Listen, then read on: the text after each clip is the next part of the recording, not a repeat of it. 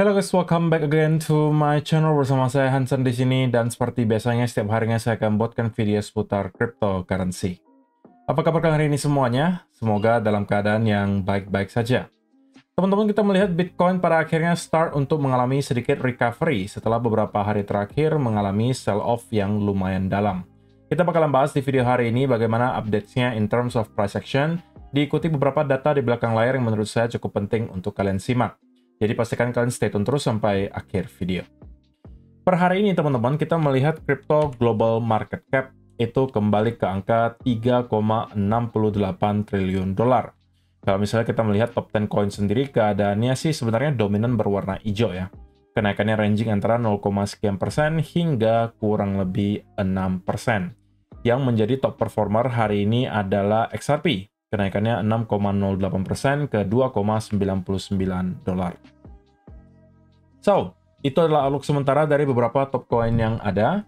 Sekarang kita langsung aja masuk ke beberapa data dan berita terbaru hari ini.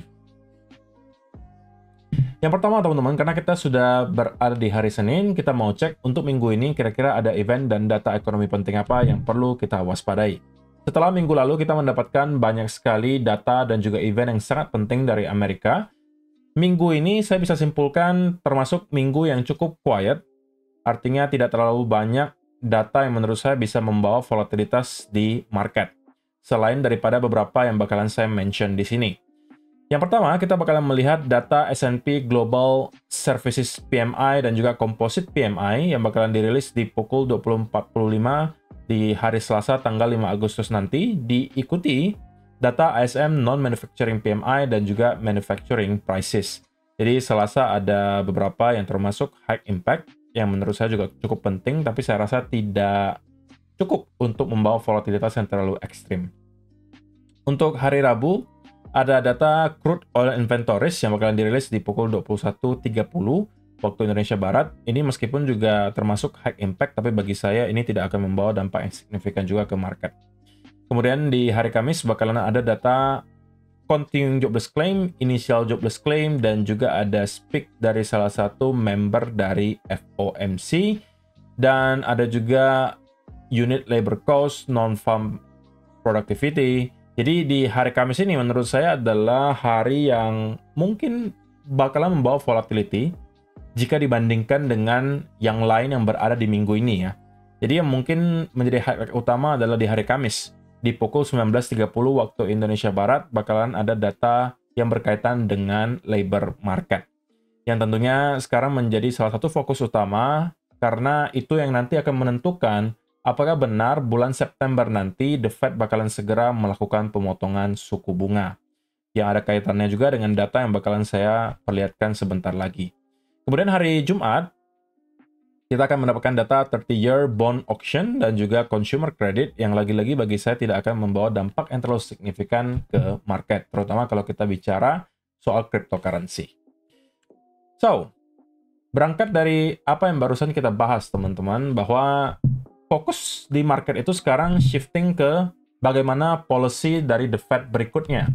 Dan setelah kemarin kita melihat data yang mengecewakan dari NFP dan juga unemployment rate, market kembali mempertimbangkan gitu ya, dan sepertinya mayoritas sekarang merasa bahwa harusnya di bulan September The Fed bakalan melakukan pemotongan suku bunga. Setelah terjadi setelah rilis data NFP kemarin, kita bergeser dari yang awalnya hanya mungkin 40% yang merasa bahwa akan ada rate cuts di bulan September menjadi 89%. Jadi melonjak sangat drastis. Dan yang merasa bahwa The Fed masih akan stay di rate yang sama, itu hanya tersisa 10,9%. Nah, sekali lagi teman-teman, ini bisa saja berubah sewaktu-waktu seiring dengan data terbaru yang nanti muncul. Maka dari itu, berbagai data yang berkaitan dengan labor market dan juga inflasi tentunya akan sangat dipantau oleh market selama kurang lebih 1,5 bulan ke depan. Di antaranya data seperti CPI, Core CPI, kemudian data PPI, data NFP, unemployment rate, dan juga jobless claim yang mungkin bakal kita lihat nanti di hari Kamis. Itu semuanya bakalan menjadi semacam indikasi kira-kira apa yang bakalan dilakukan oleh The Fed di bulan September nanti. Jika kita terus melihat ada indikasi pelemahan di labor market, Maka saya rasa chance-nya cukup kuat bahwa bulan September kita bakalan melihat The Fed untuk memulai fase pemotongan suku bunga atau rate cuts.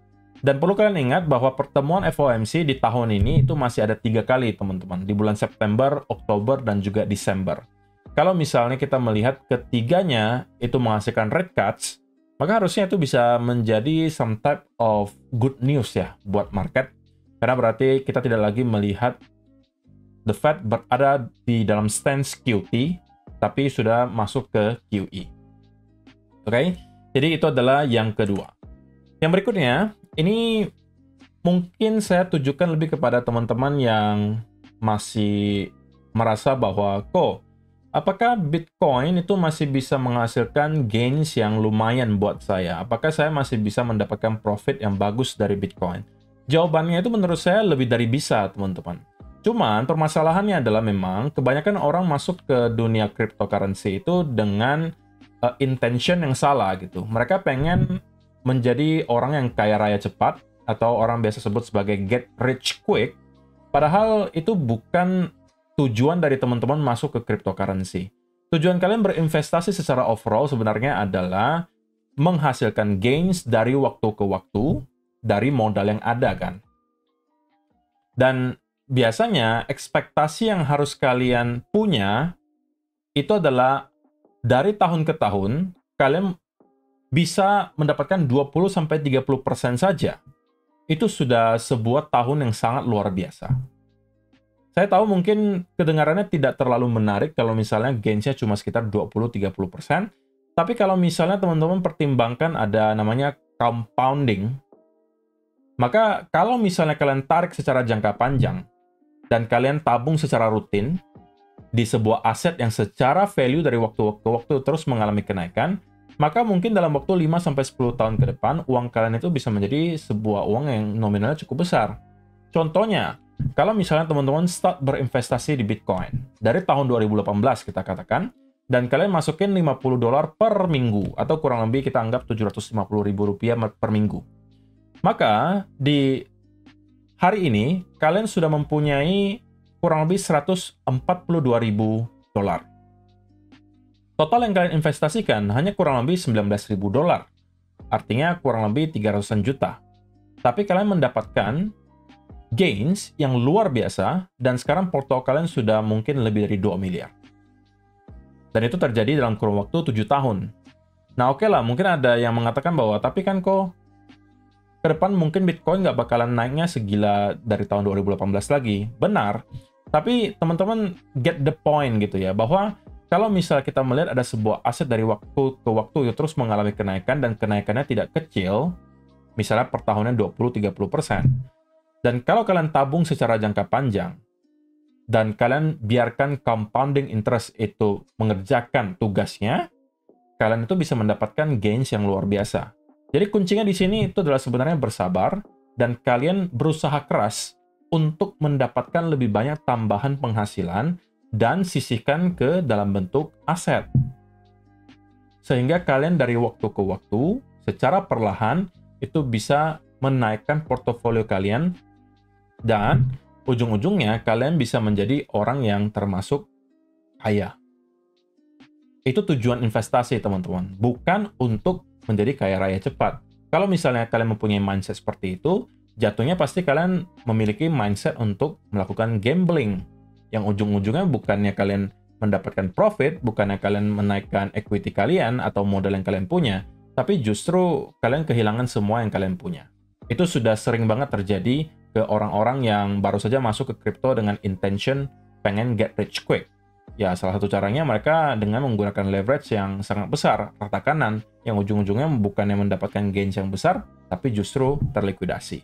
Jadi teman-teman, please untuk mengubah mindset-nya, mulai dari sekarang, dan dari waktu ke waktu harusnya kalian akan bisa lebih baik sebagai seorang investor, dan ujung-ujungnya, ya kalian bakalan mendapatkan equity yang kalian mau. Selama kalian berusaha, dan terus menyisihkan penghasilan kalian untuk dimasukkan ke dalam aset yang pergerakan harganya dari waktu ke waktu selalu mengalami kenaikan. Oke? Berikutnya, kita bakal lakukan update untuk volume dari kompetisi trading sekaligus eksklusif giveaway yang saya adakan sampai tanggal 15 Agustus nanti, teman-teman. Nah, kalau kalian perhatikan per hari ini sudah ada satu orang yang eligible untuk mendapatkan iPhone 16, sudah ada satu juga yang eligible untuk mendapatkan iPad 10, satu juga yang eligible untuk mendapatkan 1 juta rupiah. Selain daripada hadiah prize pool yang juga bakalan mereka dapatkan. Nah, untuk teman-teman yang sudah masuk ke top 10, otomatis kalian tergaransi untuk mendapatkan bagian dari prize pool. Pembagiannya kalian bisa baca sendiri di sini. Kalau misalnya kalian di luar top 10, maka kalian akan dipilih secara random 10 orang untuk mendapatkan sisa 20% dari prize pool. Nah, waktunya bagi kalian sebenarnya masih cukup panjang untuk bisa hit ke beberapa volume di sini untuk mendapatkan hadiah tambahan. Tapi, kalau misalnya kalian merasa tidak mampu di event kali ini, jangan khawatir. Kemungkinan besar saya masih akan membuat eksklusif giveaway season 2 gitu ya. Jadi kalian bisa bersiap untuk mengikuti event tersebut dan farming dari awal supaya kalian bisa mendapatkan hadiah yang paling maksimal. Oke? So, itu adalah beberapa data dan berita hari ini yang pengen saya sampaikan. Sekarang kita masuk ke chartnya Bitcoin dan saya pengen mulai dari daily chart. So, teman-teman, pada akhirnya kita melihat Bitcoin telah berhasil untuk jebol dari range yang telah menahan selama kurang lebih 2 minggu terakhir. Atau bahkan kalau kita lihat sekarang sudah hampir 3 minggu ya. Dan apa yang kita lihat terjadi selama 1-2 hari terakhir tentunya merupakan semacam bounce atau relief rally kita sebutnya. Dan bagi saya belum ada perubahan sama sekali untuk sementara waktu. Bagi saya semua kenaikan yang kita lihat di sini hanya berpotensi menjadi semacam relief rally atau dead cat bounce untuk kita meneruskan lagi penurunan ke bawah. Nah, kalau misalnya kita berhasil hit ke angka 116.000 di sini sampai 117, sebenarnya ini bisa menjadi area di mana teman-teman mungkin start looking for short opportunity. Itu menurut saya area yang cukup baik ya. Karena selain daripada area tersebut sebelumnya merupakan area major support yang harusnya sekarang akan kita flip menjadi area major resistance, saya rasa kita juga akan ketemu dengan area trendline di sini yang kurang lebih berada di sekitaran area tersebut juga. Jadi ada dua confluence yang menyatakan bahwa ada potensi kita bakal mendapatkan rejection dari sekitaran area ini. Bagi saya itu sudah menjadi alasan yang cukup untuk start looking for short. Nah, tentunya teman-teman, semua senario itu datang dengan invalidasi. Nah, untuk bisa menginvalidasi senario bearish kita adalah kita perlu yang pertama nge-reclaim dulu kembali ke area range ini. Kalau kita berhasil closing daily candle di atas area 117.000, itu adalah yang paling ideal. Yang lebih ideal lagi kalau kita sampai berhasil closing daily candle di atas area trendline di sini. Apalagi kalau sampai jebol di atas 120.000. Nah, itu bisa menjadi indikasi yang sangat kuat bahwa kita telah menyelesaikan koreksi di sini dan bersiap untuk kembali ke area all-time high yang baru. Tapi itu masih cukup jauh untuk kita bicarakan. Sekarang kita masih melihat Bitcoin struggling bahkan untuk mempertahankan area 114.000. Jadi kita take it step by step gitu ya. Yang menjadi faktanya per hari ini adalah Bitcoin berhasil untuk breakdown di bawah area range. Kita juga telah closing beberapa daily candle di bawah area 116.000, menunjukkan bahwa breakout yang kemarin terjadi atau breakdown yang kemarin terjadi itu adalah valid breakdown. Dan kenaikan yang kita lihat terjadi selama 1-2 hari terakhir, saya masih kategorikan tidak terlalu impulsif. So, itu tidak menjadi satu indikasi yang cukup positif bagi para bulls tentunya. Ya, meskipun sekali lagi, menurut saya ada potensi bahwa Bitcoin masih akan bisa melanjutkan kenaikan dari sini, menuju ke 116.000 atau 117, dan dari sana kita harus pantau dengan dekat bagaimana reaksi market ketika nyampe ke area tersebut. Apakah pada akhirnya buyers akan mampu kembali memegang kendali dan kita melihat ada pergerakan yang sangat impulsif ke atas. Tentunya itu akan menjadi senario yang ideal bagi teman-teman yang merupakan bulls. Tapi kalau misalnya kita tetap struggling sampai ke area tersebut dan start untuk membentuk reversal pattern, katakanlah ada double top, atau head and shoulder, atau triple top, itu bisa menjadi tempat di mana mungkin teman-teman start untuk building posisi short. Dan selain daripada itu, kalau misalnya kita tidak sempat untuk nyampe ke area di sini, tapi langsung meneruskan penurunan, maka kali ini kita mungkin bisa mencari peluang untuk long, bukan lagi short, teman-teman. Karena kalau kita langsung turun dari sini, tanpa ngeretes ke area 116.000, perlu kalian tahu bahwa berikutnya kita kemungkinan bakalan ngerevisit ke area 111 sampai 110.000. yang menurut saya pribadi akan provide some support. Nah, justru kalau kita nyampe ke area di sini dan membentuk reversal pattern, nah ini bisa menjadi peluang bagi teman-teman untuk building position long menurut saya. Dengan catatan ada reversal pattern yang kita lihat tercipta di sana. Nah, lalu bagaimana atau clue apa yang mungkin bisa kita dapatkan dari Bitcoin selama beberapa jam ke depan untuk menentukan apakah skenario pertama atau yang kedua yang bakalan terjadi? Menurut saya begini, kalau misalnya kita dalam beberapa jam ke depan, teman-teman, itu mendapatkan ada bullish continuation pattern, bentukannya apakah seperti bull flag, atau misalnya ada some type of symmetrical triangle, atau ada ascending triangle misalnya. Apapun itu yang menunjukkan bahwa kita akan kembali melanjutkan kenaikan, maka berarti probabilitasnya lebih tinggi bahwa kita akan push ke area 116 sampai 117 ribu. Tetapi berbeda cerita, teman-teman, kalau ternyata yang kita lihat adalah ada sell-off diikuti bearish continuation pattern seperti bear flag. Maka kalau itu yang kita lihat, kalian harus bersiap bahwa Bitcoin masih akan melanjutkan penurunan dan minimal kembali nge-retest ke area low terakhir di 112.000 atau bahkan bisa jebol di bawah area itu.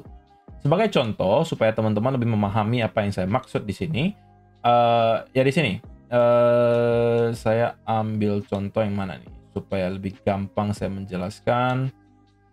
Oke, ini boleh. Ini menjadi satu contoh. Ada sell off, kemudian ada bear flag-nya. Nah, ini bisa menjadi indikasi bahwa kita masih akan lanjut sell off.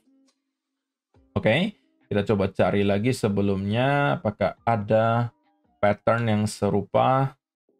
Nah, di sini juga sama. Kalau misalnya teman-teman perhatikan ya. Ini juga adalah sebuah sell off. Diikuti bearish continuation pattern seperti bear flag, and then kita lanjut drop. Nah, some type seperti itulah ya, kira-kira apa yang bisa kita expect kalau misalnya kita mau melanjutkan penurunan. Jadi kita melihat ada sell off yang cukup impulsif, oke, and then ada some type of bearish continuation pattern. Nah, itu menunjukkan bahwa kita akan lanjut sell off. Nah, di sisi yang lain, kalau misalnya kita masih mau nge-push sampai ke area 116.000, apa yang perlu kita lihat? Ya, some type of bullish continuation pattern. Nah, kita coba cari lagi contohnya ya, teman-teman. Nah, ini mungkin bisa menjadi contoh. Kita membuat bull flag, breakout di atas bull flag tersebut, dan kita lanjut rally. Oke? Yang berikutnya, seperti ini juga, kita rally, kemudian ada bull flag, kita lanjut rally. Oke, jadi bergantung kepada bagaimana price action selama beberapa jam ke depan, itu akan memberikan clue atau indikasi kepada kita apakah Bitcoin akan langsung strike down dari sini, ataukah masih akan push atau membuat another push sampai ke area 116, 117 sebelum pada akhirnya kembali reject. Oke, so far kedua senarionya masih merujuk ke arah bearish gitu ya, itulah kenapa in the short term itu dalam artian ya 1-2 minggu ke depan lah ya, saya masih expect bahwa kita masih akan struggling untuk mendapatkan push di atas area 117.000. Either kita bakalan start untuk membuat lower low baru, atau best case scenario-nya kita membuat reversal pattern di sini. Tapi diawali oleh semacam liquidity sweep. Kemudian kita memvalidasi katakanlah double bottom di sini, and then kita bisa start untuk kembali mendapatkan rally ke area all time high yang baru. Jadi best case scenario-nya kita hanya terkonsolidasi dan membuat reakumulasi. Tapi worst case scenario-nya bagi saya adalah kita akan lanjut untuk sell off menuju ke area 110. Atau bahkan bisa aja sampai 108, 107. Ini bisa menjadi area di mana kita start untuk kembali mendapatkan some type of support. Oke? Saya rasa penjelasannya cukup jelas ya teman-teman. Semoga bisa bermanfaat bagi teman-teman semua. Terima kasih untuk kalian yang telah menonton sampai selesai. See you in the next video. Bye-bye.